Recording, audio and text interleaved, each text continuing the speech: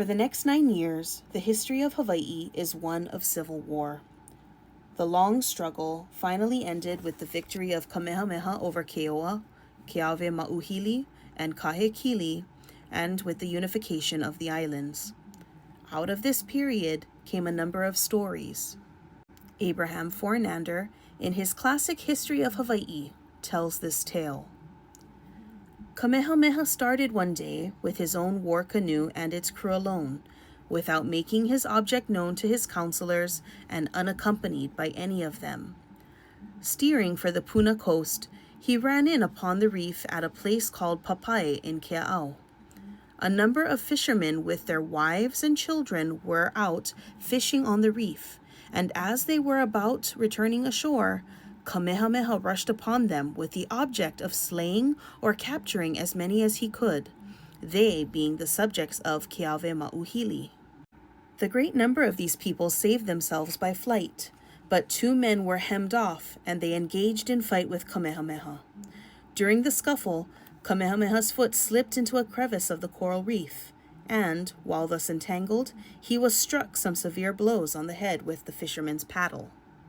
Luckily for Kamehameha, the fisherman was encumbered with a child on his back and ignorant of the real name and character of his antagonist. Extricating himself with a violent effort, Kamehameha reached his canoe and returned to Lapahoehoe. Kamehameha realized that his narrow escape from death was a result of his own attack on peaceful people.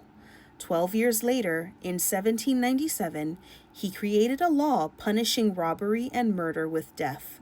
He called the law Mamalahoi, or splintered paddle.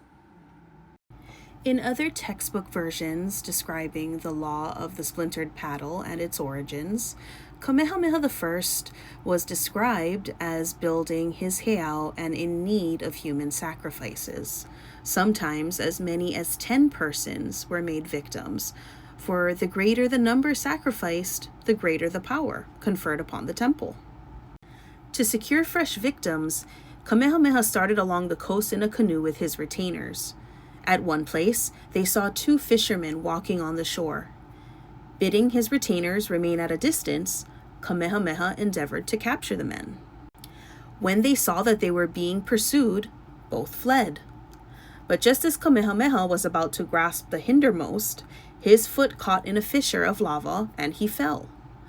The man he was after instantly struck him over the head with his paddle, so hard a blow that the paddle was splintered. "Why don't you kill him?" said his companion. And the other man replies, "Life is sacred to Kane." He was quoting the old saying, "Ua kapu ke ola na Kane." Kamehameha, who had regained consciousness after the blow, heard what the 2 men were saying. He knew the man could have easily killed him by running a fish spear through his body, and that neither of the 2 had recognized him as their chief. Kamehameha was so impressed with this reverence for life that the 2 men had shown that he decided to put an end to sacrifice and created the famous law of the splintered paddle, the Kanawai Mamalahoi, which runs, "Let the old men, the women, and children sleep in safety by the wayside.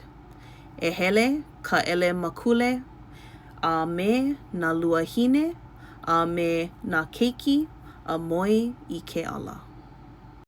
While some may speculate the impact of Keoa's death on Kamehameha at Pu'ukohola, we can see that through the story of the law of the splintered paddle, that Kamehameha gains a new respect for life as he goes on to conquer the rest of Hawaii.